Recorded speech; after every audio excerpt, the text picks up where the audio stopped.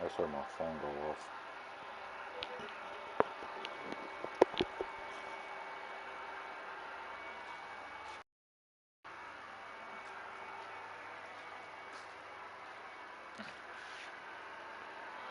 Alrighty. Alright. Back to Sasuke. I can make it right when she ass cheeks. She's so nasty. She's so nasty.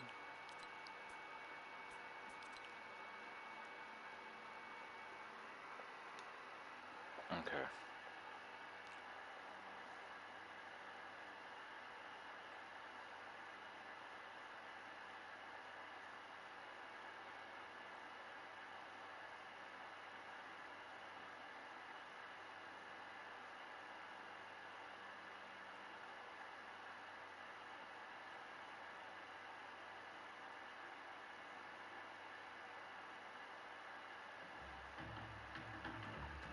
Let's enter the mind of Sasuke Uchiha. Talk no jutsu. It's a meme, a joke, but ultimately it represents a very real truth underlying every major confrontation in Naruto and Naruto Shippuden. Most of the villains that fight Naruto come to a conclusion eventually that they have been accepting some lie, living some hypocrisy. And being shown this hypocrisy is what convinces these villains to change their ways. Okay. If Zabuza really thought that ninjas were just tools, why did he weep for the death of Haku?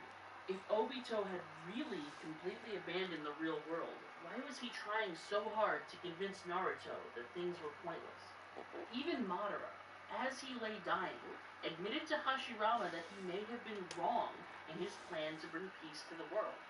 There are, of course, notable exceptions to the rule in characters like Kakazu or Kaguya, but for the most part, this is how antagonists are dealt with in this series. They are shown their hypocrisy, and then they change their minds. That said, there are quite a few people who believe that this rule doesn't apply to the final antagonist of the series, Sasuke Uchiha. In fact, there is a lot of hate out there for Sasuke because of all the problems he causes in the story, how he refuses to listen to reason, and how he seems to do so much of a drastic heel turn right at the very end. I'm gonna kill you, kill all the Kage, kill all the tailed beasts, and then I'm gonna rule over the entire world as an evil tyrant. Hmm. Well, on second thought, you've been trying really hard to help me lately, so okay, I'll chill out. It seems a bit contrived. He was dead set on vengeance for years, only to change his mind because he felt kind of lonely? He was touched by Naruto's effort? No, these aren't right, but I can understand why someone would think these, as his train of thought isn't exactly verbalized in the series. So, what is Sasuke's hypocrisy? How did he realize it? In reality, this decision to change was one interlaced both in Naruto's unending resolve to understand and help Sasuke, but also in Sasuke's own understanding of his power as a shinobi. This is the philosophy and transformations of Sasuke Uchiha.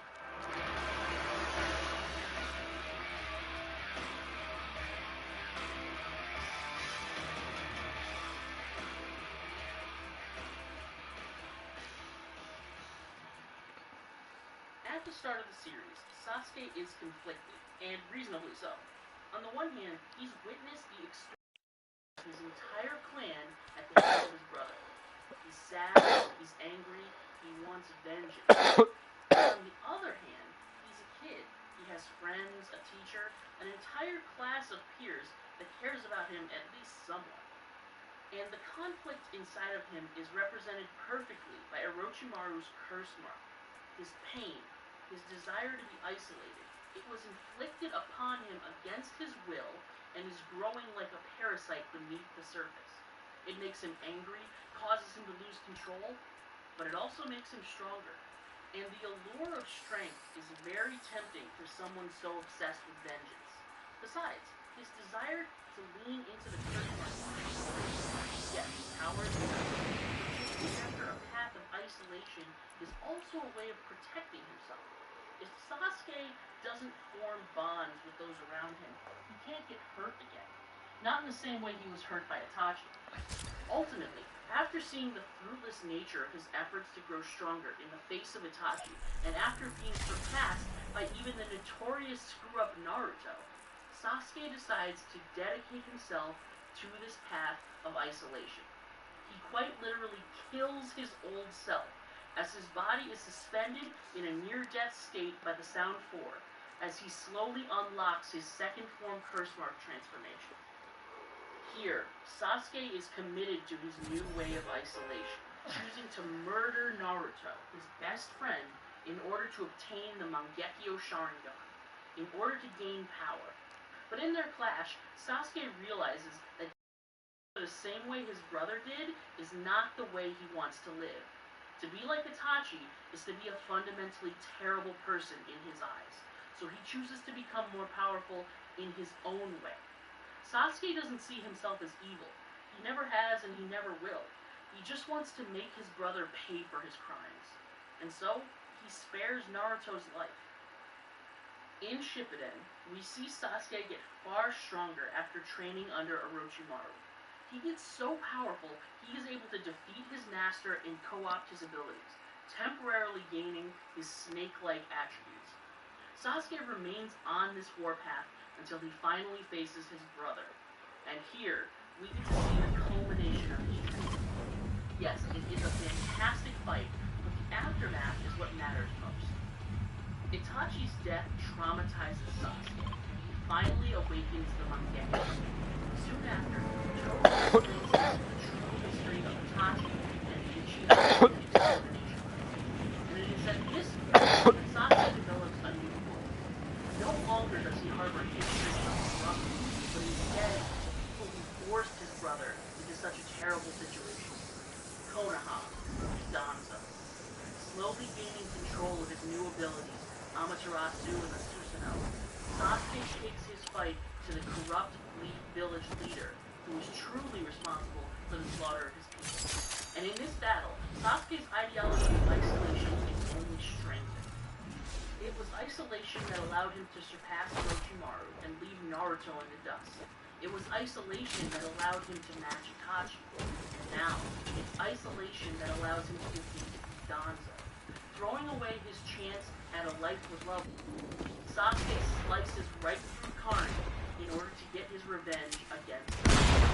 His ideology of isolation helps him gain the upper hand. And now, having gotten justice, Sasuke sets out to understand one last thing. Why would anyone choose to do such a thing? Is a village really worth such bloodshed?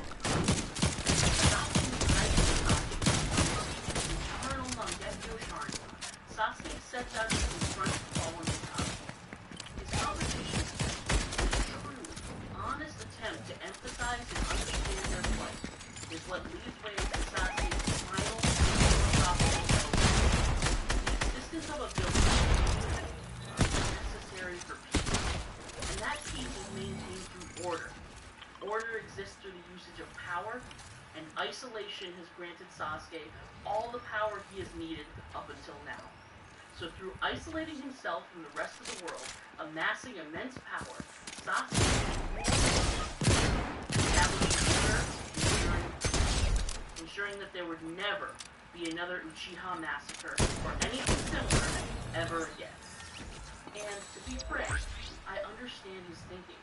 Of course, it can be easy to hate him, to get annoyed with his character for causing all of the trouble after finally defeating the monumental Ten-Tails Jinchuriki and the originator of chakra herself. Why continue this battle anymore? But from Sasuke's perspective, simply returning the world to the status quo is the worst possible decision. All that means is that this war and this violence is just gonna happen again. There needs to be a middle way of doing this. And even the Sage of the Six Paths agrees.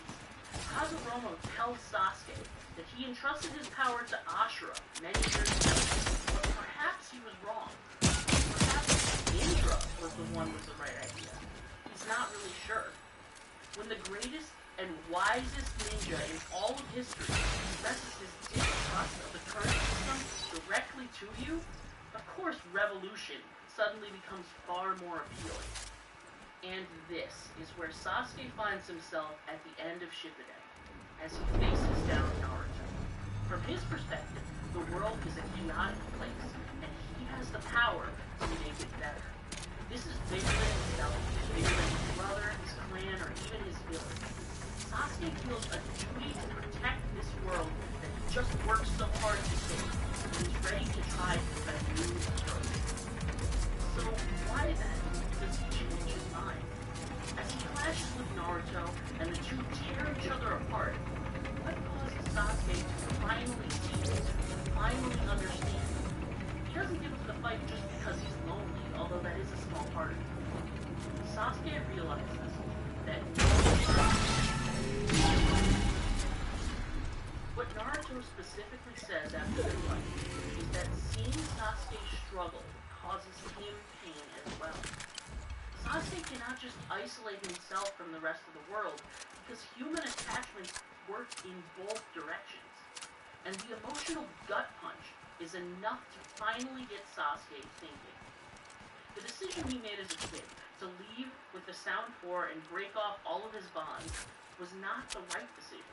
It can't be, because right now, right in front of him, is someone who's even stronger than he is. Naruto, who proudly wears up his sleeves to help from others, is stronger than Sasuke. And this is what makes him click inside Sasuke's head. Even if he were stronger than Naruto in this moment, it wouldn't matter. In his pursuit of power through solitude, at every single turn, Sasuke unwittingly found himself relying on the power of others. His ideology of isolation is a farce. Sasuke only ever chose to pursue strength because he cared for his family and was so hurt that they were gone. In this pursuit of strength, he learned to control his curse card, hold his Sharingan, and even use the Chidori, all from his sensei Itachi. He sharpened his skills with the help of Orochimaru, and achieved his goals through the help of King Taka. Even his eyeballs inside his head aren't his own. Those are his brother's eyes. The Rinnegan isn't his either. That's Indra's chakra from Hagoromo. Even the massive power he uses to fill out the Susanoo to clash with Naruto's three-headed avatar is just the energy of the tailed beasts. Every step along Sasuke's journey, every single new ability and transformation is due to the help of someone else. The curse mark and the snake form are both thanks to Orochimaru. The Susanoo, at every stage, is thanks to the eyes of Itachi. Even his Mangekyo, the source of that Susanoo, the Amaterasu, all of those abilities. Sasuke only unlocked it because his brother died. Sasuke is so focused on vengeance, and then on understanding the ninja world, he never even considered that the decision he made as a child to always be alone might not be best. To finally change his mind, he would need to look back on his past and recontextualize every development of his life as a shinobi. That, well, just needed a little forced perspective from a dear friend. And with that, we come to a close. Did I perhaps change your perspective on Sasuke, even just a little bit? Who's your favorite Uchiha? Let me know down in those comments. In the meantime, be sure to like, subscribe, ring that bell, and consider supporting me on Patreon.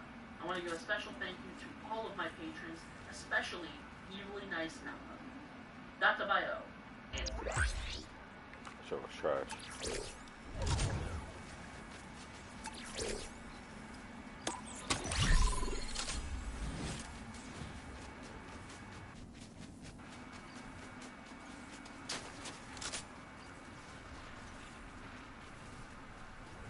Oh boy, Sasuke Uchiha. If the comments on my last video talking about him didn't indicate this already for you, he's quite a controversial character to say the very least. The fandom cannot come to a consensus about him, with one chunk of it hating him, one chunk of it worshipping him, and the other chunk not really caring either way. Now, I'll do my best to keep personal biases out of this video, since as many of you know, I I do really like Sasuke as a character, but that might be a little easier said than done in a video of this format. I will say right off the bat that I do think Sasuke is incredibly complex, and while that's only based on my own interpretations of his actions and words, I do think that at some point anyway, Kishimoto did intend for Sasuke to be one of the most grounded, human, and three-dimensional characters that the series had to offer. Now, I can totally see why many people view Sasuke as a flat, jerk-ass Jerry Stu who puts no thought into his actions and acts unreasonably and completely haphazardly, but at the same time, I wholeheartedly disagree with the idea, and I think that the people who do see him like this don't really understand his motivations or the way he thinks. Anyway, enough opinions. Let's get into the actual meat of this video and start breaking Sasuke down. The best place I can think to start with is Sasuke's relationship with his brother Itachi and how this relationship affected his motivations throughout the series. At the beginning of the story, Sasuke's one and only goal was to kill Itachi, and that was that. It was such a major part of his character that we are introduced to him with this in mind. Now, he doesn't specify who he's talking about when he tells Kakashi and the rest of Team 7 that he has a goal that involves killing somebody, but it's very obvious that he's talking about Itachi here. Now, understanding how this motivation affects the rest of his character is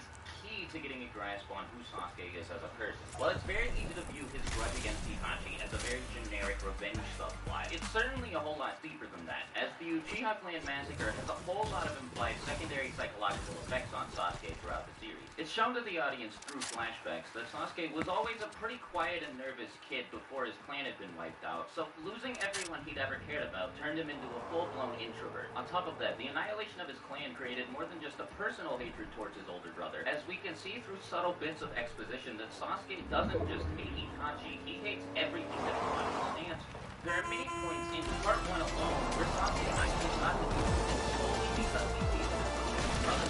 What's not outright stated in all of these things is a very feasible explanation for most of them, as Sasuke shielded Naruto while Haku's needle free.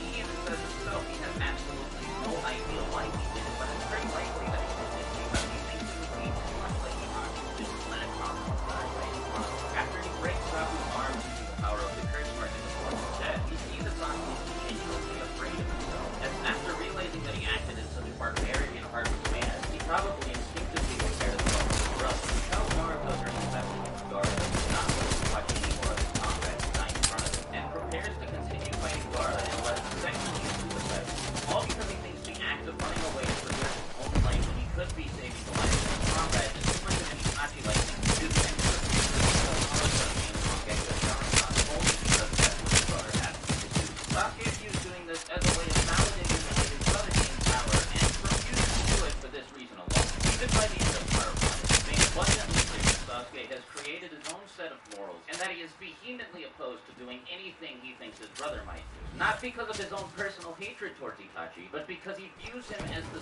sole representation of everything that is wrong with the world. He sees Itachi as pure evil, and for good reason, as at this point Itachi had made himself out to be an egomaniacal psychopath, a pure evil man with no pride or principles, who was concerned with no one other than himself. I think killing Itachi meant more than just getting revenge for Sasuke, as he felt almost morally obligated to kill his brother for the sake of making the world a better place. This is why at the beginning of Shippuden, he seems like a completely different person than he is at its halfway point. As in part 1, there are many instances in Shippuden where Sasuke is clearly shown acting in a way that he believes his brother would not. As with the exception of during his encounter with Team 7, Sasuke makes it very clear that he doesn't believe in killing people or forcing he asks them to. When he recruits the members of Heavy, for example, he doesn't force any of them to join him, and instead only takes them along with him if they agree to come. He also makes it a point not to kill anyone in his conquest to find Itachi, unless A, he sees them as just as bad as Itachi was in the first place, like with Orochimaru, or B, it's in self-defense, like with Deidara.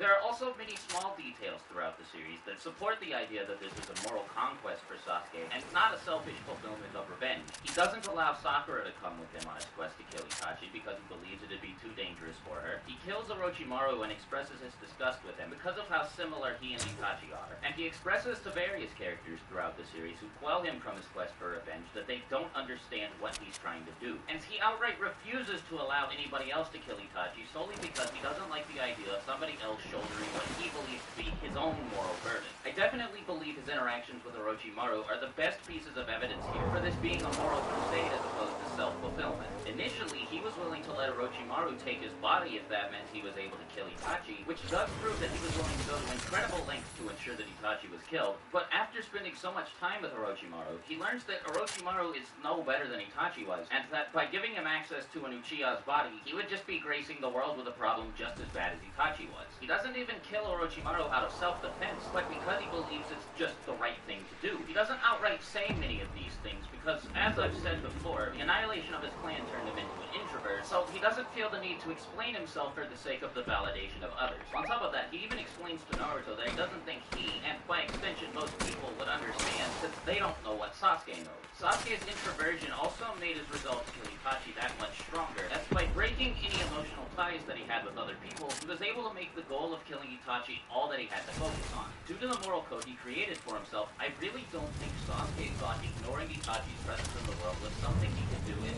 still be right. Like I've said many times, I think he thought of it as a duty and felt morally obligated to kill Itachi to make the world a better place. Upholding his own morals was more important than anything else, which is why he prioritized killing Itachi over his own happiness, and also why at many points he prioritized the lives of others over his own. If this was a selfish conquest or revenge, Sasuke just flat out would not have risked his own life in the time he did, and certainly not for the sake of other people. And now this is where we come to one of the most interesting characters in the entire season, and what I personally believe to be one of the most interesting character moments in all of Shonen, when Sasuke learns the truth about Itachi from Obito. Hopefully I've established by now that Sasuke's entire code of morals was built around the idea that Itachi was an evil person. This means that everything about Sasuke as a person, the entire way that he lived his life, needs to be redefined. His entire life was focused on the goal of killing Itachi. That is what he lived every day in pursuit of, and what he modeled his entire life around. After finding out that he was wrong and that he actually didn't know anything about Itachi, Sasuke goes through an existential crisis and has an on-screen mental breakdown. This is more than just Sasuke reacting in a fit of denial. He's having a full-blown panic attack. He digs his nails into his hair, sweat begins to drip from his body like crazy, his pupils dilute, and he starts screaming at Obito that everything he's saying is a flat-out lie. If there's one single scene in the entire series that lends credence to everything I've said in this video so far, it is this one right here. It is one of the best animated scenes in the entire series, and the attention to detail is magnificent. The animators in Studio Paradox took great care in ensuring that Sasuke's trauma would be communicated to the audience, and he really begins to question who he is and what he's supposed to do with his life now. Later, what must have been hours after the conversation with Obito, fully dressed and recovered, standing in a completely different location, still bawling his eyes out from the realization that Itachi was still hurt. This realization causes Sasuke's character to fall it was shattered and replaced with a cynical outlook on life that made everybody seem ridiculous, because killing people was no longer an off-the-table option for him now, since both Itachi and the Lee's religion that he used to believe was full of good people had done it on plenty of occasions. He makes the admittedly foolish leap in logic: if they can do it, why can't I? This is why he kills so many samurai at the 5-Kage Summit without remorse. At this point, he believes that warning somebody he will kill them if they don't get out of his way is enough to keep him on the moral high ground, as he moves tirelessly towards his new goal of destroy the Hidden Leaf Village. Many people see this as a very weird, haphazard jump for his character to make, and while I do sort of agree that Sasuke was acting a bit out of character during the 5-Kage Summit arc, it does make a whole lot of sense for him to act this way, considering, again, he's having what essentially amounts to an existential crisis. Many people criticize Sasuke for constantly changing his philosophical view on the world, but he only does this when he is presented with loads and loads of new information. See, many people seem to be under the impression that as soon as Sasuke found out that Itachi was a good person, he and Itachi began to share the same outlook on the world. This just isn't the case, as, like I said before, Sasuke killing Itachi was what he believed to be doing the world a justice. It was a very small-scale goal, and wasn't something that he thought would make a whole lot of a difference, but it was still something that he was in pursuit of tirelessly. When he finds out that Itachi wasn't actually the bad guy in this situation, Sasuke decides that he needs somewhere else to direct his anger. There is somebody that absolutely ruined his life, and the idea of letting whoever that was completely off the hook just doesn't sit right with him. Now, in the heat of the moment, Sasuke does struggle to figure out who it is that needs to be punished. being the Hidden Leaf Village, which he now believes to be just as evil as he originally thought Itachi was. However, as he finds out more and more information about what led to the annihilation of the Uchiha clan in the first place, the target for his anger becomes much more broad. As he learns more and more about the history of the shinobi world, he's forced to direct his anger at more and more people at once, which is why he hating Itachi, to hating the entire Leaf Village, to wanting to reform the entire shinobi world. There's a gradual escalation in his train of thought. Itachi only killed the members of the Uchiha clan because Danzo asked him to do it. But Danzo only took Shisui's eye and ended up forcing Itachi to do this because the Leaf Village was in such a sorry state. The only reason the Leaf Village was in such a bad state is because Obito had attacked it with the Nine Tails 17 years earlier. The only reason Obito attacked the Leaf Village with the Nine Tails 17 years earlier is because of the fact that Kakashi killed Rin. The only reason Kakashi was forced to kill Rin is because of the failed shinobi system that's been in place for so long, which is why Sasuke eventually comes to the conclusion that the entire world is in need of reform. Even after learning that Itachi was a good person, Sasuke doesn't simply decide, oh okay, well I guess I'll just let everything go and go back to living in Konoha, because he wants to figure out what it was that caused him so much pain, and at least make a little bit of a dent in the world, large enough to prevent the same thing that happened to him from happening to anybody else like him. As he learns more and more about what led to the Uchiha clan massacre, the size of the dent that he needs to make seems to become larger and larger, which as a result causes his ambitions to become greater and greater. At first, the solution to this is kill Itachi. Eventually escalates to destroy the Hidden Leaf Village, and then further to, I need to reform the entire shinobi world as we know it. So hopefully this video has given you at least a little bit of insight into the psyche of Sasuke Uchiha. I had a lot of fun making this video, and I'd love to hear what you guys have to say about what I think. As always, if you're new here and you want to see more videos like this in the future, make sure you subscribe to get updates on when I upload new content. And if you enjoyed the video, maybe make sure you leave a like. As always, thank you guys for watching the video all the way to the end. I appreciate it so much. Leave a comment below with any ideas for future video topics